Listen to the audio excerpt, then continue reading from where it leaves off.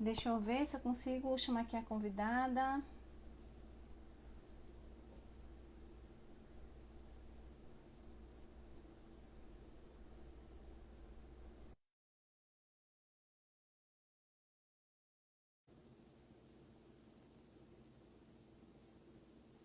Lai, consegue me ouvir?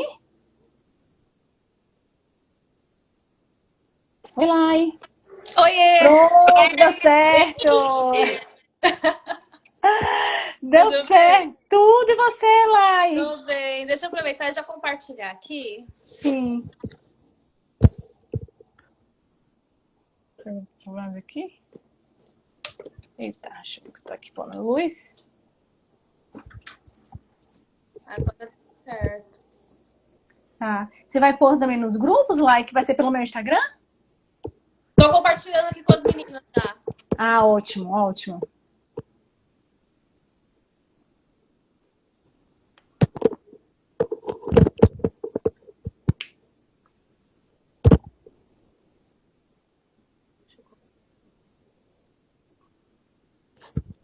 Ok. Pronto. Pronto. Houve aí uma mudança De script. de script, mas deu tudo certo. Aqui estamos, né? Uma mudança de rota, né? Meu Atualizando marido não rota. chegou ainda. Pois é. Mas é isso, né? A vida de mãe é assim, viu lá? E pode acontecer tudo, inclusive nada. A gente se organiza e a gente sabe, principalmente quando se mora fora do país, né? Exatamente. É Que os muito corres. cansativo. O corre é 24 horas. A cabeça não para.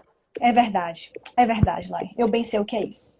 Bom, então vou me apresentar. Eu sou a Adriana, sou mãe de Laura, de Gabriel. Laura hoje tem 10 anos, Gabriel tem 7 anos. Eu sou psicóloga infanto-juvenil, sou educadora parental, escritora e eu ajudo mães a criarem filhos emocionalmente saudáveis. E eu tô aqui hoje com Lai. Fala um pouquinho, Lai, nossa live. Gente, prazer. Meu nome é Laiane. Eu moro nos Estados Unidos tem 8 anos. Tenho uma filha de Sim, 4 anos e uma de 6. sim, Né? Foi bem difícil assim no começo, bem cansativo. Eu acredito que ainda continua sendo cansativo, mas com o passar dos anos, conforme elas vão crescendo, vai se tornando mais fácil em algumas partes, sim, mas em outras vai começando a ter algumas dificuldades. sim. Os desafios vão se renovando, né? A gente vai outros encontrando. Então, para contextualizar um pouco, né, a proposta dessa live, que é para mães que estão vivendo na Flórida, né? A gente trouxe específico da Flórida porque foi divulgada ali, mas eu acho Sim, que cabe quando se materna longe do país de origem, né? Vou falar um pouquinho da minha história. Eu já tive a oportunidade de morar em 2 países e quando eu morei, né, passei um tempo nos Estados Unidos com as crianças, foi muito desafiador para mim. Olha que eu sou formada, sou psicóloga, tenho muitas formações, eu investo muito na minha formação, tenho livros publicados, mas quando eu me vi assim, diante da minha rede, longe da minha rede de apoio, muito cansada, assim, eu vi assim, muitos dos meus recursos também saíram pela janela, sim, sabe? Porque eu saí daqui programada na minha cabeça, como acontecia com os filhos da minha prima, que eles tomavam café na escola, almoçavam na escola. Então, quando surgiu a proposta do meu marido fazer um curso na Universidade do Texas, na minha cabeça, não. Eu não sei cozinhar, eu sempre tive rede de apoio. Eles vão tomar café na escola, almoçar, de noite o macarrão dá conta de fazer. Né? Comer um pão com ovo, enfim, tá tudo certo, vamos lá. Mas, menina, primeiro quando eu cheguei já foi um baque pra mim, porque eu saí do verão. Eu sou de Salvador, do Nordeste. Aqui a gente é praticamente calor o ano inteiro e já caí no inverno. Onde eu me desregulo no frio. Então, essa já foi o meu primeiro baque. E depois, assim, ter que regular os meninos, porque eles também estavam num lugar novo, tudo novo, língua nova, enfim. E aí, quando foi o primeiro dia da escola, daqui a pouco eles voltam morrendo de fome. Mamãe, pelo amor de Deus, me dá uma comida. Eu falei, gente, vocês não almoçaram na escola? Não, a gente não gostou da comida da escola. Ali meu chão se abriu. Porque meus meninos são acostumados com feijão e arroz, comer né? comida. Comer comida, né? E eu falei, como assim vocês não gostaram? Não gostei não. E aí, resultado, aí fui eu aprender a fazer comida, ou seja, assim, eu termino de dar o almoço quando chego da escola, daqui a pouco já estou com fome para janta. Sim, Enfim, e a correria do dia a dia. Então, eu vi assim a realidade do maternar. fora, né, desse país de origem. Tive a oportunidade de conhecer muitas mães também assim, muito cansadas, com muito sofrimento, se perguntando se tinha feito a escolha certa. Mesmo aquela que tinha os filhos, né, que já nasceram nos Estados Unidos, que às vezes fala assim, mas o meu já nasceu. Mesmo assim. Mesmo assim. Por que mesmo assim? Porque a gente não tem como não ser impactado pela nossa história. Entende? Porque por mais que nasceu aí e fala inglês, beleza, é muita coisa, é. Porque os meus já chegaram aí sem inglês, passaram um pouquinho de perrengue, mas aprenderam rápido.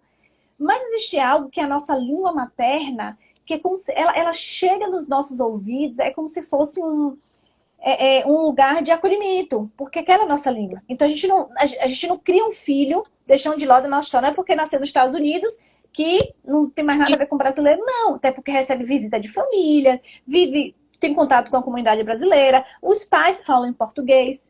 Então a gente não se livra da história dessa maneira. Então também é desafiador. E é sobre isso que a gente vai falar, né, Laura? Eles Sim. acabam que, tipo assim, igual as minhas, né? Sim. Meu pai nasceu no Brasil, por que que eu nasci aqui? Isso.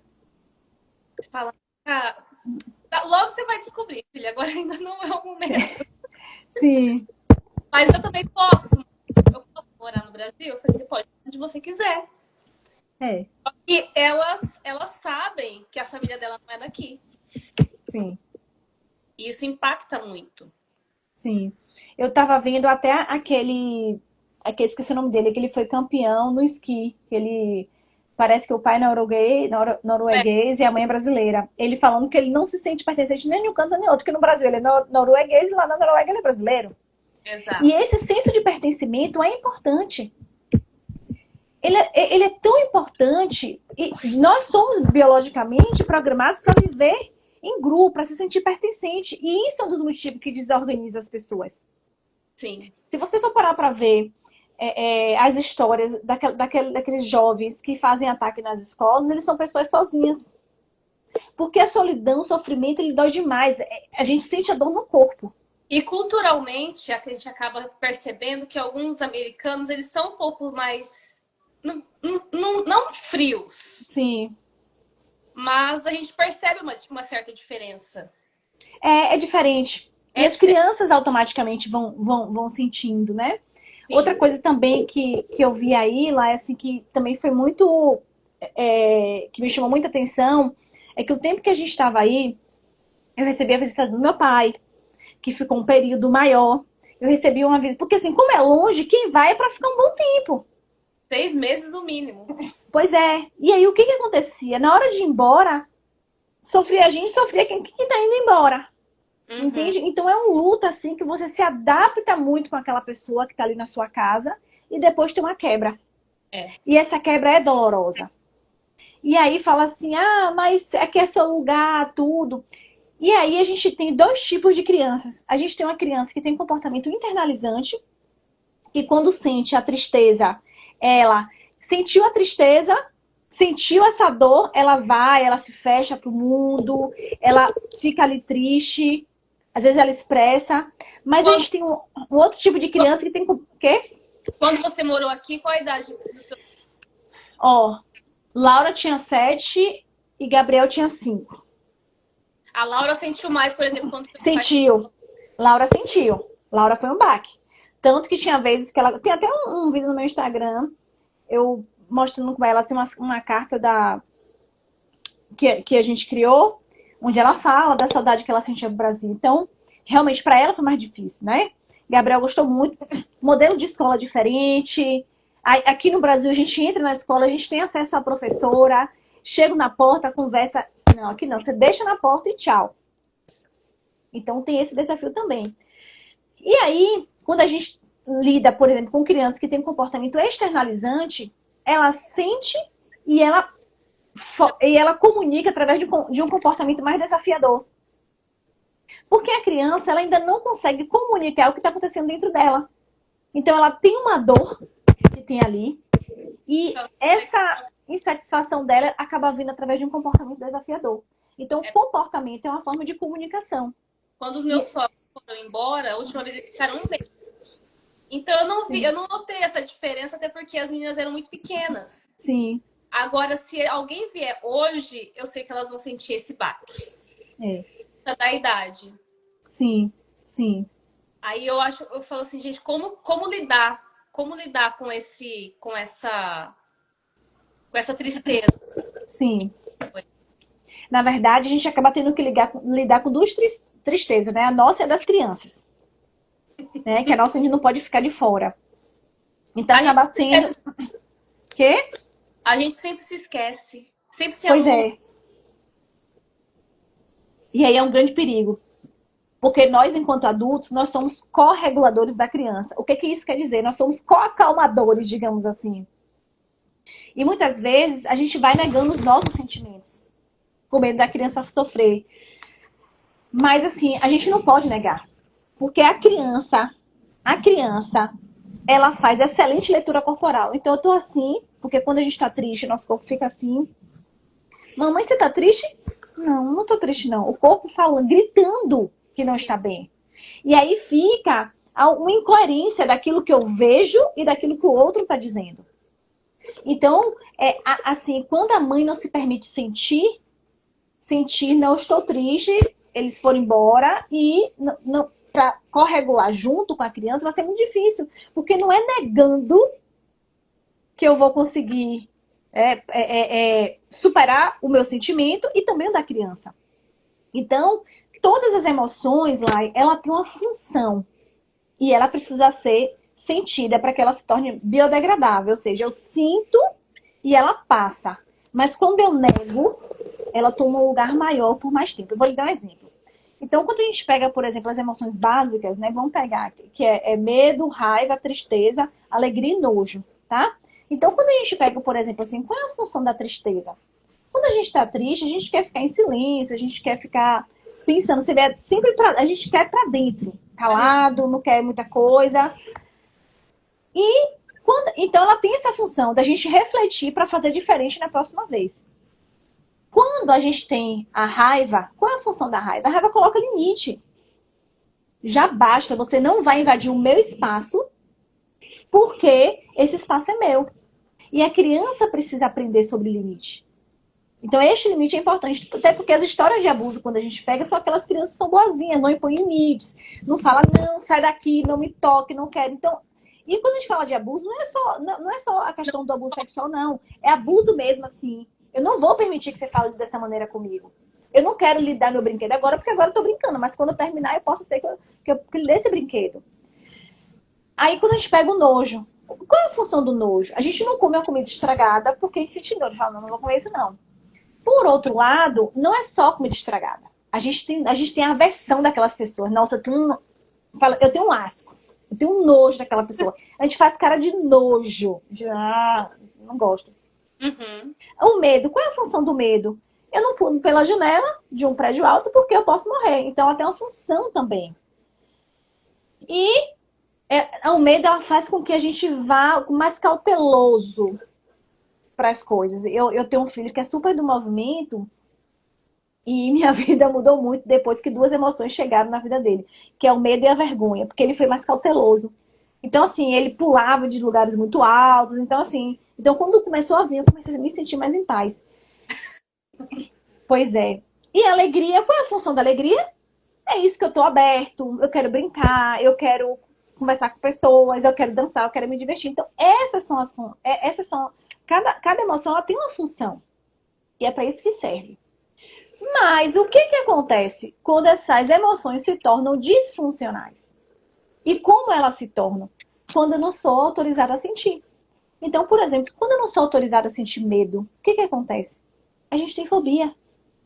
Que é um medo que vem assim em grande proporção. Porque eu não posso sentir. Quando eu não posso sentir a tristeza, ela dura mais tempo. E uma tristeza, dependendo do período, ela se torna uma depressão. A raiva. Então, o medo e a raiva, quando ela não pode ser sentida e processada, ela se torna ansiedade. Eu tenho uma raiva, mas eu preciso conter essa raiva. Eu tenho um medo, mas eu preciso conter esse medo. E ali por dentro, ó, não para nosso corpo. Aí eu tenho o nojo. também disfuncional, então você vai botando aquele sentimento, eu tenho aquela dor no estômago, aquilo que não é digerido, aquilo que não desce, sabe? Aquilo que fica preso aqui. Acaba que ela cria aquele adulto difícil. É, sim, pois é. Aí a gente pensa na alegria. Qual é a função da se a alegria está disfuncional, ele vira uma euforia. Ele vira incontrolável, sabe? Então, todas as emoções, ela tem uma função, ela precisa chegar, ela precisa passar. E como Agora, nós pais conseguimos lidar com essas emoções? pois é, primeiro a gente precisa reaprender a sentir, né? Porque o que que acontece? Muitas vezes a gente não consegue suportar a emoção do nosso filho porque a gente não aprendeu a sentir. Então, a gente não sabe como processar, como digerir isso. Então, como fazer isso é a gente aprendendo a sentir. Como é que a gente aprende? Igual como a gente aprende a nadar. Entrando na água, sentindo. A gente não aprende a nadar apenas quando fala assim, ó, Lai, você vai nadar, você vai bater o braço assim, você vai bater as pernas assim. Não, não é assim. Você tem que entrar na piscina e aprender. Mesma coisa é o sentir. Então, primeiro a gente precisa ser autorizado a sentir. Eu estava lembrando que quando o Gabriel nasceu, ele ficou 15 dias internado. Foi muito difícil. Eu já tinha Laura, tudo. E aí e assim, eu ficava aquela coisa, dormia lá, vinha pra casa, enfim. E ela falou assim, mamãe, você tá triste? Ela falou, eu tenho medo que ele não volte pra casa. Eu até me emociono. E aí eu chorei junto com ela, sabe? Emocionei. Falei, filha, tá difícil pra mim também. Tá difícil pra mim, tá difícil pra você. Mas a gente vai seguir juntos Todos aqui. maduros também, né? Porque, A gente não tem noção da maturidade que ele tem. pois é, e eles estão vindo. Agora, não falar.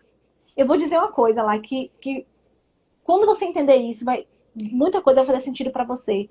O não dito, ele fala mais alto do que é dito. Então, as crianças, elas são ótimas observadoras, porém péssimas intérpretes.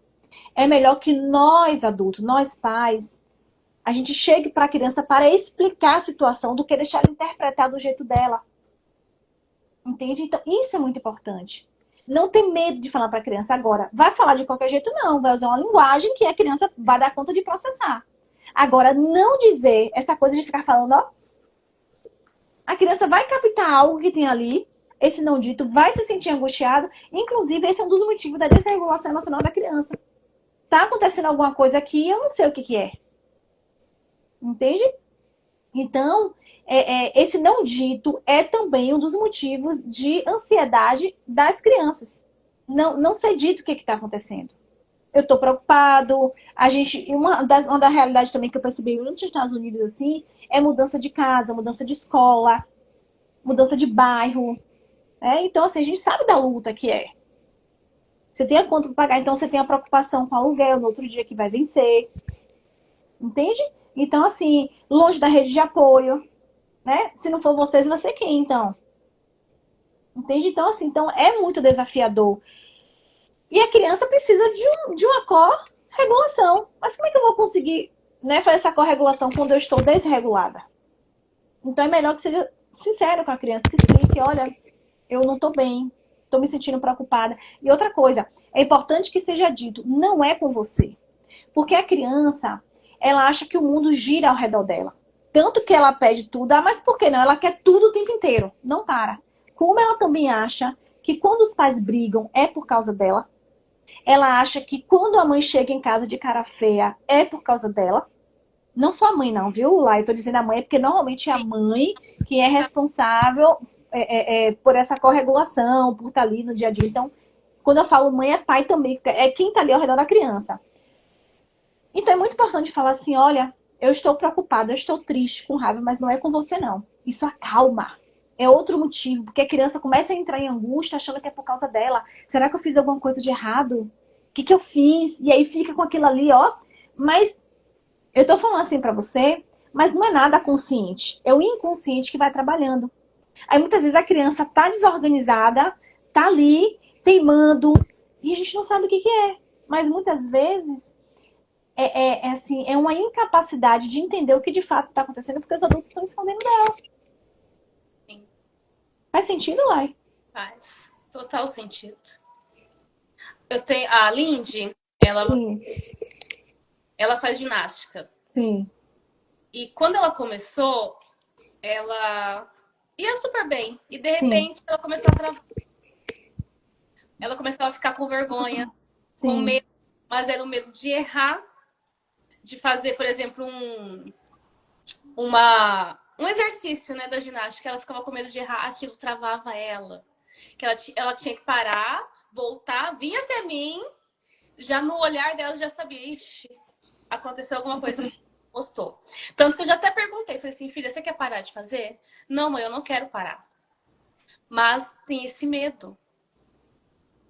E eu já vi isso em outras meninas. Elas não param, elas chorando. Eu falo, gente, a pressão aqui também, ela é muito grande sim, sim, em cima deles. A menina tava vermelha, Adriana. Vermelha de chorar, mas ela não parava até ela acertar. sim, O dia que eu vi aquilo, eu falei, gente, como que isso pode afetar essa criança lá na frente? Como isso sim, pode afetar a minha filha lá na frente? Essa cobrança. sim, E como que eu vou conseguir lidar também com tudo isso? Porque também é algo que ela gosta. Não sim. posso só, não vou fazer, não vai fazer. Aí fica aquele peso de É como um lidar dilema, com isso. é um dilema, né? É, Exato. eu acho, Lai, que o que faz a diferença é, assim, apoiar. É saber, assim, tá nas suas mãos a escolha, tá? E esse acolhimento é super importante.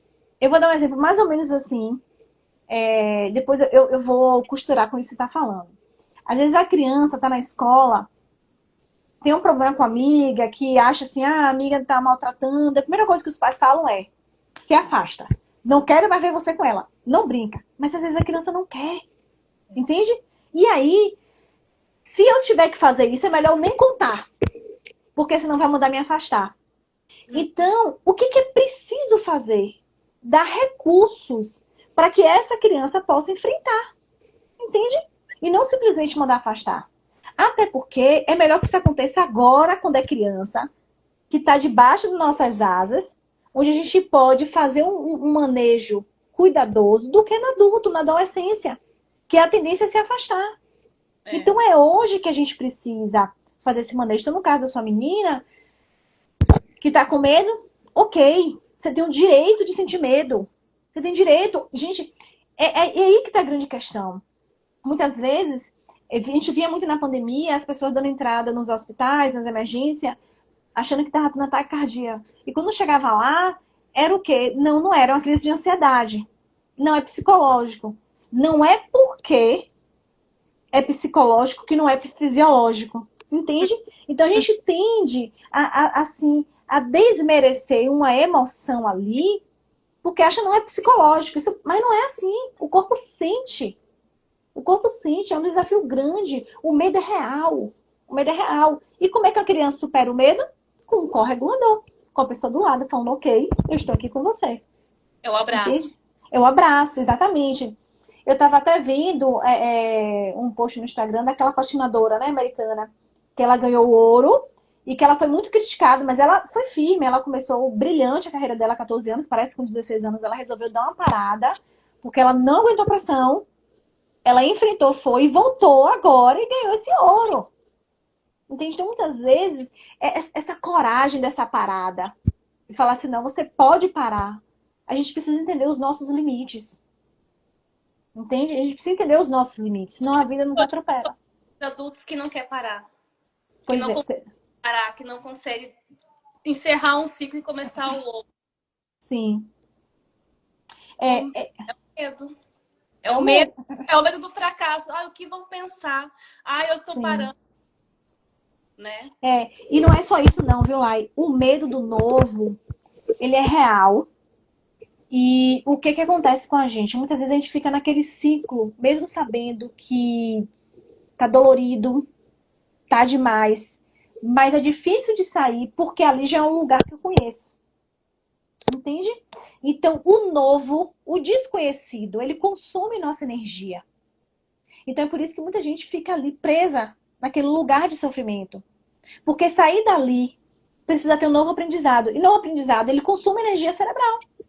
Sim. Entende? Ele consome energia da nossa mente. Então, assim, Como é que eu... Porque você tem que pensar em recurso, você tem que sustentar. Tem um livro mesmo, O Poder do Hábito, que ele fala que o novo hábito, para começar a mudar, é no mínimo 21 dias. A primeira semana é insuportável. Insuportável. A gente tem o tempo inteiro voltando àqueles velhos hábitos, porque já é um caminho conhecido. Mas depois é possível. Então, e outra coisa, para um processo de mudança acontecer, a gente tem que estar minimamente seguro. Minimamente seguro. Então, se você pega, por exemplo, a realidade, vamos botar aqui de uma família americana, de um brasileiro que mora aí, que tem que pagar aluguel, que tem que fazer trabalho. Assim, cada passo tem que ser muito bem pensado. Tem que ser muito bem pensado, porque assim, isso é que se eu der um passo aqui arriscado, então, sabe? Então, o processo de mudança acaba sendo mais desafiador justamente por conta desses desafios. De se estar assim, tão longe. Entende? Então tem que ser, ainda mais quando você tem filhos. Mas aí o que acontece? É uma faca de dois gumes. Ficar onde se. Sabe aquela história, se correr o bicho pega, se ficar o bicho come? Sim. Então essa faca de dois gumes. Então, assim, e as crianças estão sentindo. Uhum. Então, pode falar. Adriana, como que a gente consegue dividir a carga mental quando os dois estão cansados, marido e mulher? E tem tudo isso ainda em volta, que é filho, é escola, é trabalho, é casa. Como dividir essa carga? Olá. Tem uma questão assim que eu tenho muita empatia pelas famílias, muito mesmo, muita mesmo.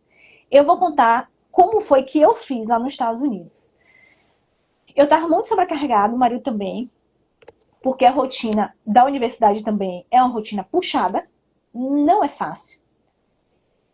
E aí, o que eu fazia? Então, assim, muitas rotinas que eu consegui implementar aqui no Brasil, tudo, quando eu cheguei nos Estados Unidos foi muito difícil. Mas aí, eu sabia que eu precisava de um tempo para poder ter energia, encher meu potinho e conseguir ajudar os meus filhos a serem mais autônomos. Então, por exemplo, com o Gabriel. O Gabriel já se arrumava de manhã cedo, já sentava na mesa para tomar café, tudo. Mas por conta... O Gabriel tem muita energia. Você não tem noção, é muita energia. Então, o que acontece? Por conta da hora do soninho que tinha na escola, quando ele chegava em casa, ele chegava pilhado de energia. Você não tem noção. Pilhado. E aquilo me consumia ainda mais, porque ele só ia dormir 10, 11 horas da noite. E no outro dia, a Laura já tinha que estar no horário cedo e a diretora da escola ficava na porta da escola, vendo quem chegava cedo e quem não chegava. Então, eu ficava com essa pressão. Então, assim, pressão de dormir, ele com muita energia. Então, eu escolhi as minhas batalhas. Qual era o momento que eu iria implementar alguma rotina ali para ele se arrumar, para ser mais independente. Mas naquele momento eu não estava conseguindo. Então a primeira coisa é, escolha suas batalhas, tá? Escolha suas batalhas. Também lembre-se que aquelas batalhas que você não escolhe têm um custo, certo? Então a gente tem esses dois lados que é importante a gente verificar. Eu estava muito cansada e aí um dia eu passando do lado da minha casa tinha um centro budista lindíssimo, lindo, a coisa assim mais linda. E eu falei, vou vir pra cá. Então, sábado de manhã cedo, meu marido ficava com os meninos, sábado de manhã cedo, passava um tempo ali. Então, eu me recarregava ali. E aí também, quando eu voltava pra casa, vamos, gente, botar a roupa na máquina, tirar a roupa da máquina, prato, nananana. Porque ali eu estava abastecida para poder fazer um processo com ele de maneira respeitosa, com assim, de qualidade. Entende? Porque senão vira um inferno. Se você tem criança que tem comportamento externalizantes, essa criança vai bater pé. E aí, o que você faz? Você bate pé de um lado e a criança bate do outro. E vira um cabo de guerra. Uhum. Normalmente, então, assim, segundo é sempre pelo... eu posso falar sobre isso. Eu tenho moral para falar sobre isso. A minha Pois é. Pois é. Entendeu? Então, assim, o que eu falo é, encontre um lugar onde vocês possam respirar um tempo. Teve um tempo também que eu passei a ir para a igreja lá também, lá no Texas. Então foi muito bom, porque os meninos tinham um momento, eles iam para uma sala, eu ia para outra. Então tem que ver o que te conecta. Mas precisa de um tempo. Porque o que acontece também? A infância é o período mais curto que a gente tem na vida. E é o período que mais deixam marcas. Então, assim, eu queria muito dizer assim, falar assim, olha, não te preocupa. Não te preocupa que não vai ter problema. sabe? Mas a gente não tem como garantir, sabe, Lai? Então, assim, então o que eu falo é procura. Sabe aquela questão assim, o avião caindo, a gente precisa botar nossa máscara? Pronto. Então, essa máscara, as mães precisam aprender a colocar. Adriana, como? Não sei. Porque também, quando não se coloca, a gente tem uma consequência. Sim.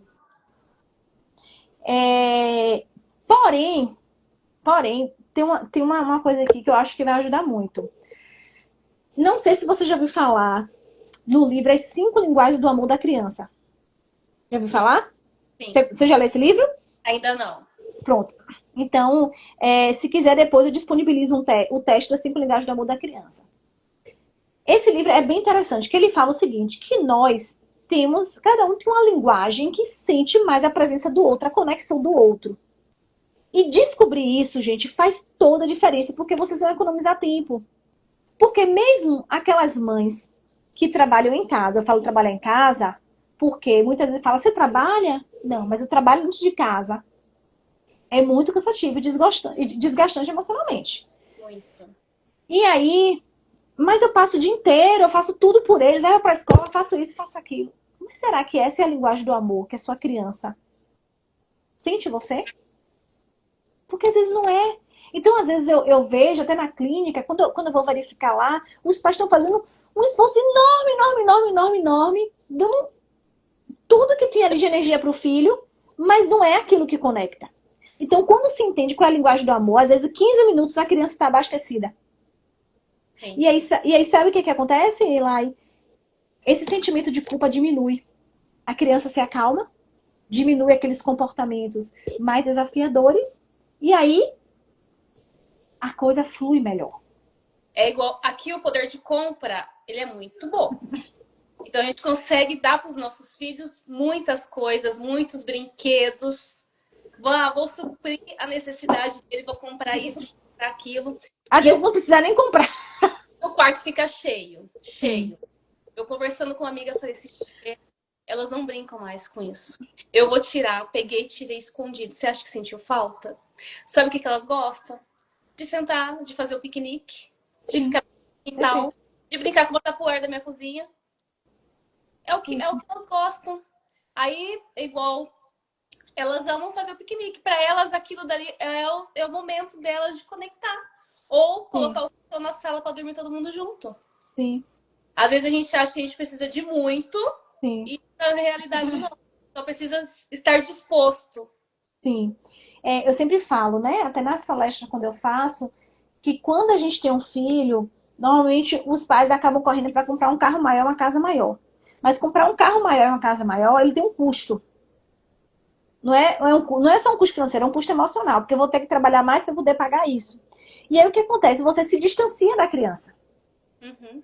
Sendo que o que a criança precisa, o que a criança precisa é conexão.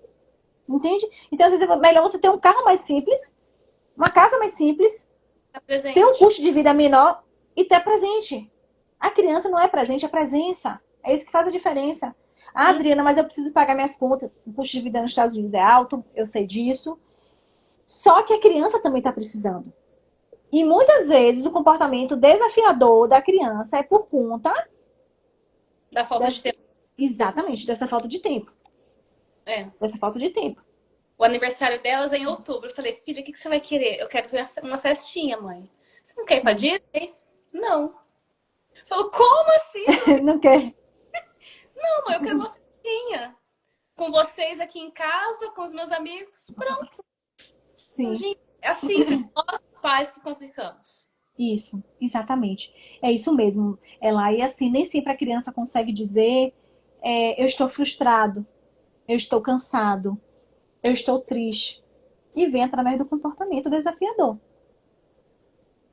Então, da mesma forma que a criança vai para a escola para aprender a ler e escrever, a criança precisa ser alfabetizada, né? A criança precisa também ser alfabetizada emocionalmente. Mas para isso, os pais precisam também dessa alfabetização emocional. Então tudo isso começa conosco primeiro. Exatamente, exatamente. Bora todo mundo fazer terapia. Mas às vezes, online, não tem. A terapia é importante, que eu acho que até pra gente poder rever as nossas questões, sabe? Eu acho que é o melhor.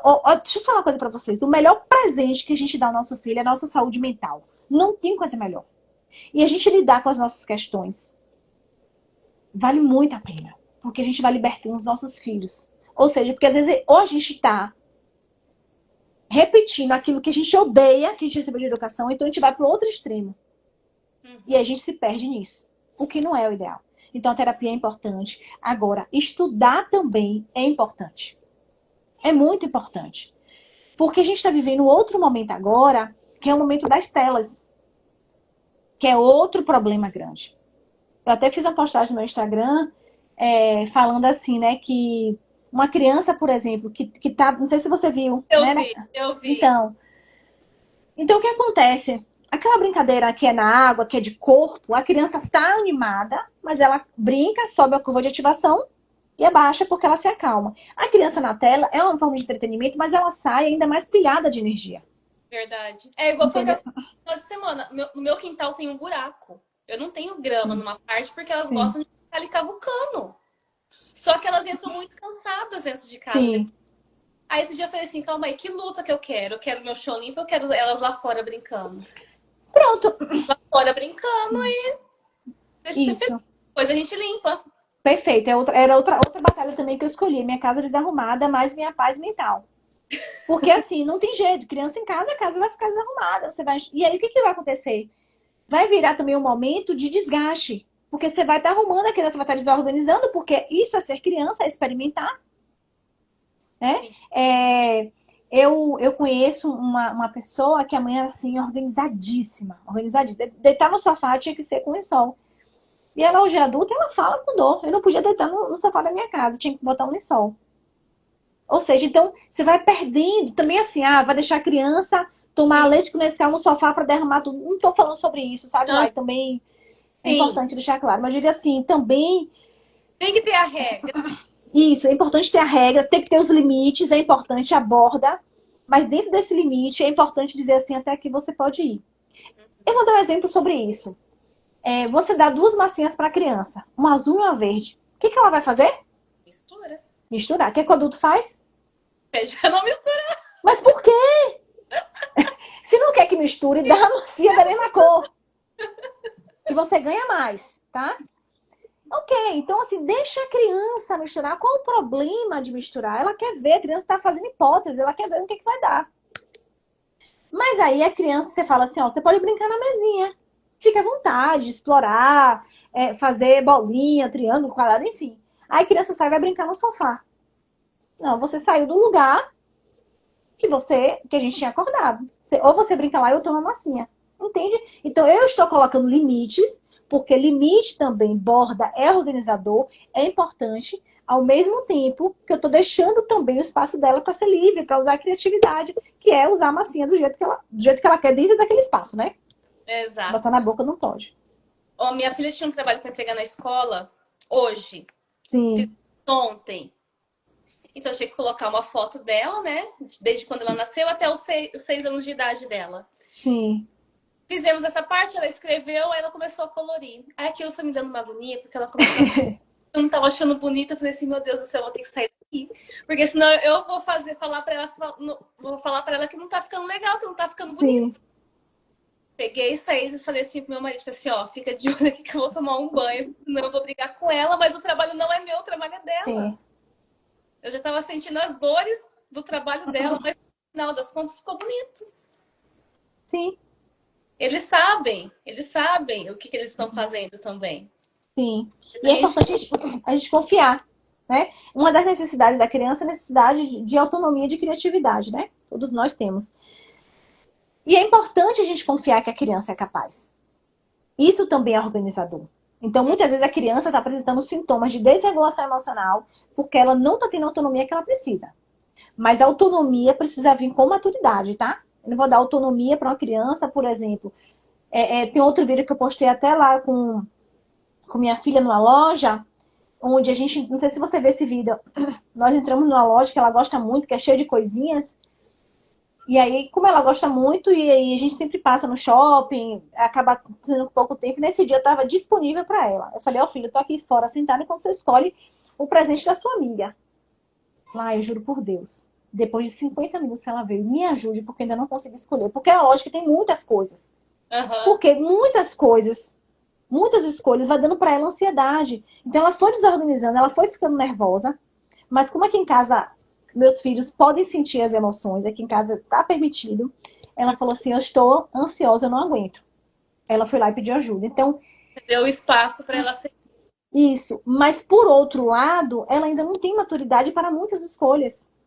Então, toda vez que a gente tenta dar algo para a criança que ela não tem maturidade, a gente vai perceber que ela vai demonstrar de alguma forma que ela ainda não é capaz.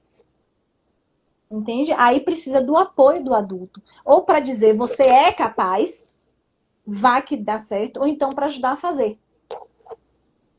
Então, isso também é importante ver a maturidade dessa possível escolha. E assim, lá, o cérebro da criança, ele é como se fosse um carro sem freio, né? Então, assim, descendo a ladeira. Então, ele tá sentindo, vai vindo, vem, vai descendo a ladeira e precisa de alguém para chegar ali e segura, conter aquele carro. Que aí é o adulto que tem que fazer. Mas que é um desafio. E assim, outra coisa que eu vejo, né, como a gente já falou aqui, uma das grandes formas de desregulação da criança é por falta de contato. A criança quer ser vista, sabe? A criança quer ser vista. Então, assim, o convite que eu quero fazer é tirar o foco do comportamento da criança, é como se fosse um iceberg. Na ponta do iceberg, você tem um comportamento ali disfuncional. Se a criança tá com algum, assim, não tá muito bem, tá desconfortável, algum sentimento dela, ela vai, é como se fosse uma chaminézinha que vai dizendo, né, tem uma coisa aqui de errado. Então tem alguma necessidade dela que não tá atendida. Então quando a gente descobre que necessidade é essa, você vai e chega ali e se conecta. E às vezes a criança está apresentando o mesmo comportamento para necessidades diferentes. Vou dar um exemplo aqui. Uma criança vai no shopping, sai da escola tarde, vai no shopping ali rodar. Não, vou dar exemplo da Disney. Porque a Disney você anda pra caramba. Você E não vai anda. fazer brinquedo. E aí vai chegando no final do dia, a criança já tá irritada. Mas ao mesmo tempo que ela tá irritada, ela quer ficar. Então a gente acha que, pô, não, ela tá com a necessidade de entrar ali na casinha do Mickey. Não é. A necessidade da criança no final do dia ali é a necessidade de descanso, não é mais de diversão. Aí ela começa com um comportamento desafiador. É igual Desafiador. no sono. É igual o quê? Na hora do sono. Isso, exatamente. Entendeu? Aí você começa com o sono. Aí, às vezes, a criança tem esse mesmo comportamento quando tá cansada. Tô ali na Disney, tô cansada. Aí tem esse mesmo comportamento, tô com sono. É. Entendeu? Então, a forma como ela expressa talvez seja a mesma coisa para diferente necessidade. Às vezes, ela tá assim, com aquele comportamento mais desafiador porque ela quer atenção, mas ela não sabe falar, me dê atenção. Uhum. Aí sabe o que acontece muitas vezes? Quando a família não dá atenção para a criança começa com um comportamento disfuncional, aí todo mundo para. Para com raiva, mas não interessa. Já consegui a atenção que eu queria. Então, muitas vezes a criança está apresentando um comportamento disfuncional porque essa é a única maneira que ela é vista. Pra chamar atenção. Exatamente. Mas para chamar atenção, assim, é isso que os adultos têm que fazer. Ah, você quer chamar atenção, aí já vem com julgamento. Não é dessa forma, entende? Ela quer chamar atenção porque ela quer dizer, eu existo, eu estou aqui. Você olhando com raiva é muito melhor do que correr o risco de não ter olhar. É. Entende? De não ser vista. Então, assim, pelo menos me viu. Com raiva, mas me viu. Pior, você não entende? Mas isso é inconsciente. Isso não é nada assim, eu vou armar ali. Não, não é isso. Então, muitas vezes, a gente precisa baixar o tom do comportamento disfuncional para aumentar o tom do comportamento funcional. Eu vou trazer um outro exemplo aqui. Quando meu filho ele tinha uns 2 anos, nem lembro, 1 ano e meio, 2 anos, meu pai vinha aqui em casa. E aí, quando meu pai chegar, ele já sabia fazer xixi no pinico, então ele tinha 2 anos. E aí, quando meu pai chegava lá e não falava com ele fazia xixi no tapete, xixi e cocô. Olha. Falava primeiro com a irmã, com Laura. E aí eu vi. Aí, o que eu comecei a fazer? Filho, deixa eu te falar uma coisa. Vovô vai chegar aqui. Outra coisa que é regulador. Anota esse aí. Previsibilidade. Previsibilidade é um regulador emocional. Filho, seu avô vai chegar aqui, ele vai falar com sua irmã e depois vai falar com você. Ok? Ok. O avô chegou, falou com a irmã e veio falar com ele. Filho, eu percebi que você conseguiu esperar a sua vez do seu avô falar. Então, o que que eu fiz aí? Eu não fiquei focando. Você fez xixi, cocô no tapete. O que é isso? Que coisa feia. Não. O que foi que eu fiz? Ok. Quando ele teve esse comportamento que era dentro do que era esperado, eu, ó, aumentei o volume. Entende? Então, é assim que eu mudo o comportamento. Aumentando o volume daquele comportamento que eu quero, que é funcional, e baixando o volume daquele que é disfuncional. E aí a criança, pouco a pouco, vai, porque como a criança tem necessidade de ser vista, muita necessidade, o que que acontece? Ela vai querer ser vista por aquele comportamento funcional. Mas o adulto também precisa prestar atenção nesse comportamento funcional. O que muitas vezes é difícil. Por que que é difícil? Porque a nossa mente ela é programada a focar naquilo que é ameaçador. É por isso que as notícias dos jornais, aparece tanta desgraça aí, né? Por quê? Porque aquilo que fisga a gente. Porque nós somos programados para o quê? Para cuidar do perigo. Verdade. Entendeu? É E a onde gente foca só naquilo. foca nisso. É. E a criança gosta da previsibilidade, gosta da Sim. rotina. As duas, né? As duas fazem ginástica, as duas gostam de chegar no horário. Para Sim. elas ambientalizar, para ver quem tá em volta, para ver quem já chegou. E elas Sim. gostam de ser a primeira da fila. E tua mãe? Elas gostam de ser a primeira. Então, se às vezes eu chego atrasada, elas já fecham a cara na hora. Na hora. Porque saiu fora da rotina delas. Sim. Sim. E aí, às vezes, quando você dá previsibilidade, olha, hoje a gente vai se atrasar um pouco, porque eu tô fazendo isso. Ah, mas eu falo isso e não dá certo. A criança continua frustrada, ok, porque a frustração existe. Mas o que a gente está falando aqui é em termos de intensidade, tá? Então, não é que a gente vai zerar, mas a gente vai diminuir aquele desconforto. Porque a criança vai saber, olha, vai ter um tempo que a gente vai chegar ali atrasado. Então, ela já vai se elaborando psicologicamente para aquilo que vai acontecer. Então, é outro que regula, ok? A partir de quantos anos eles conseguem, assim, começar a assimilar essas informações que a gente vai passando para eles? Você fala assim, qual tipo de informação lá? Me dá um exemplo. Sobre as rotinas. Ó, agora a gente vai direto para aula. Ah, depois da aula a gente. Não, mas eu não queria ir. Não, mas depois da ginástica a gente vai passando no mercado. Sim. A partir de Ó, quantos anos eles conseguem assimilar e falar assim, não, ok, daqui a gente vai pro mercado. olá, assim, essa previsibilidade tem que dar desde sempre. Bebezinho, você já vai falando. Olha, depois daqui a gente vai passar no mercado, tá? Porque o que que acontece? A fala, ela tem um significado e ela vai junto com a ação, entende? É por isso que, por exemplo, aprender Ou inglês vai fora pro do país. mercado e tu não compra nada. Pois é. Então, é por isso que, por exemplo, aprender inglês fora, ou qualquer outra língua fora do país é mais difícil. Por quê? Porque eu aprendo só cognitivamente. Eu não tenho ação do corpo junto. Entende? Então, isso é muito importante, porque eu aprendo junto com o corpo. Então, eu falo, a gente vai no mercado, então, inicialmente, como é que a criança entende que a partir dali você vai para um lugar diferente? É porque tem um caminho que é mais curto, então eu passo menos tempo naquele lugar que balança, entende?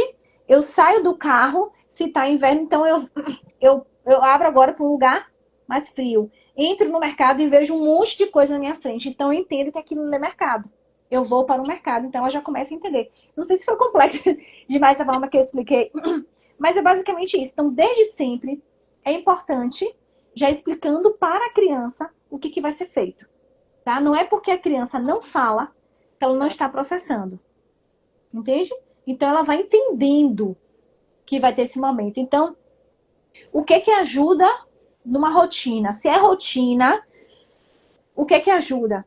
As imagens, elas chegam mais rápido no nosso cérebro, tá?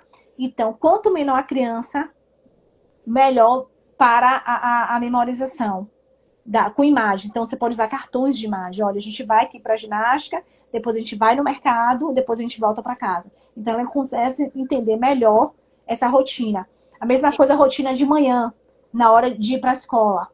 Como é que funciona? Você pode ter isso, pode ter um quadrozinho. Ela pode desenhar. Então, a gente acorda, toma café, ou toma banho, não sei como é que vocês fazem aí. E aí faz a rotina. Então, assim, ela mesma vai ali no quadro vendo o que que falta. Entendeu? Então, assim, tem muitas coisas que podem ser feitas até para aliviar a gente. Exatamente. Sim. Ô, Adriana, por exemplo, mesmo com os avós, né? Tem os avós por perto. O que a gente pode fazer para que os nossos filhos se sintam mais seguros e amados, amparados, com essa distância? Porque, querendo ou não, ter os avós por perto dá um aconchego para eles. Dá sim. Lai, veja só. Aí assim, é buscar fazer chamado de vídeos, sabe? Incluir hoje tecnologia. Mesmo sem eles terem essa convivência na memória. Porque minha mãe, meu padrasto, a família do meu marido já vieram. Só que às vezes elas olham por foto e falam assim, nossa, eles já vieram aqui. Esquece. Esquece porque assim, porque a memória da criança ainda está se formando. O que acontece? Agora, cuidado com isso também. Esquecer entre aspas, tá? De 0 a 2 anos, a criança, a gente fala assim, que ela está na construção da memória implícita. O que é essa memória implícita? Essa memória é mais profunda, tá? Então, por isso que traumas de 0 a 2 anos, tudo que acontece de 0 a 2 anos é um processo muito, muito sensível do desenvolvimento. Tá? A criança tem uma explosão, inclusive, aí de neurônios. Então, ela está captando tudo. Por isso que aprender uma língua é tão fácil nessa idade. Entende? Então, tá indo para uma memória implícita. Tem uma coisa interessante. Eu tenho uma vizinha que a irmã dela mora a mãe aqui no prédio, né? E a filha acho que é da Noruega, não sei bem. E aí a menina, quando nasceu, a irmã veio pra cá passar um tempo no Brasil. Pois a menina fala que vai morar aqui no Brasil. Fala assim, nossa, que estranho, passou tão pouco tempo, tem tanto pouco contato, mal tem contato com os avós daqui, mas ela tem essa conexão. Então, assim, eu não lembro, mas tem algo aqui que me conecta a essa pessoa, que tá ali marcado, entende? Claro que se puder ir vendo, né, porque assim, nós somos muito visuais. Mas esse contato, esse sentido do tato também, ele é muito marcante na vida da criança. Mas para que ela não esqueça, de fato, vamos aqui fazer a ligação para a vovó, vamos fazer a ligação para o vovô. Tá ali nutrindo, alimentando essa conexão. Porque senão realmente cai naquele esquecimento, né? É verdade. As minhas se sentem brasileiras. Pois é. Mesmo estando aqui. Pois é, então isso é pra gente ver, né? Como é que fala? Assim, o quanto que a gente não tem como apagar a nossa história. Então, lá, né, já são 10 horas da noite, aqui no Brasil, até pra gente ir finalizando. Então, assim, o que eu queria deixar de mensagem é isso, né? Dessa importância, assim, previsibilidade, ele é organizador emocional, dê o máximo de previsibilidade para a criança. As mães, né, que estão naquela linha de frente, precisam encontrar um tempo para poder dar uma respirada, porque não é fácil, senão vai viver naquele ciclo de culpa por não estar conseguindo, autoestima lá embaixo por não conseguir. Estudem, porque assim a infância passa assim, ó, passa no piscado de olhos e é o período que é um terreno que a gente nunca deixa de pisar na nossa infância. Então os pais precisam estar preparados. Telas deixa muito ansioso, muita escolha também deixa muito ansioso. Não permitir a criança sentir, mandar engolir o choro, ameaçar, sabe? Isso também é outra forma de desregulação emocional. E lembrar que a criança, o cérebro está em desenvolvimento. Ela não vai conseguir expressar o que ela quer. Assim, de maneira tão... mãe, eu tô triste por causa disso. Não, então vai vir através de comportamento desafiador. Então lembre-se que o comportamento é o que está na ponta do iceberg, tá? Se a gente quer entender mais a criança, a gente precisa mergulhar, entender o que tem ali por baixo. Então, se a gente fica se apegando só no comportamento, a gente vai se desregular junto. Sim. Perfeito. E aí, respondi lá e Respondeu. sim, pois é. Foi muito Ai, bom. aí lá, e o que que eu vou fazer? Eu vou liberar o teste que eu tenho das 5 linguagens do amor da criança, porque eu acho que vai ajudar demais, porque eu sei que o tempo é muito curto para estar dando tanta atenção, mas às vezes 15 minutos, É o assim, sabe? é Isso, certeiro. 15 minutos certeiro, sabe? O tempo, a linguagem do amor dela é tempo de qualidade, 15 minutos. A linguagem do amor dela é fazer alguma coisa por ela. Então vem aqui que eu vou pentear seu cabelo. Não precisa ser nada muito mirabolante, não, sabe? Ai, mas Só, eu não gosto de sentar de boneco. Como? só aquele momento, né? Isso, mas assim, mais assertivo. É isso, pronto, toma aqui. Vocês vão ver que a criança vai se acalmar demais. Vai. Você vai deixar a live salva? Vou deixar salvo. Se eu vou ver como é que salva aqui. Deixa, porque eu compartilho aqui com as meninas também. Sim, sim. Pronto. Então eu vou salvar e vou mandar também as 5 linguagens do amor da criança, que eu acho que vale a pena.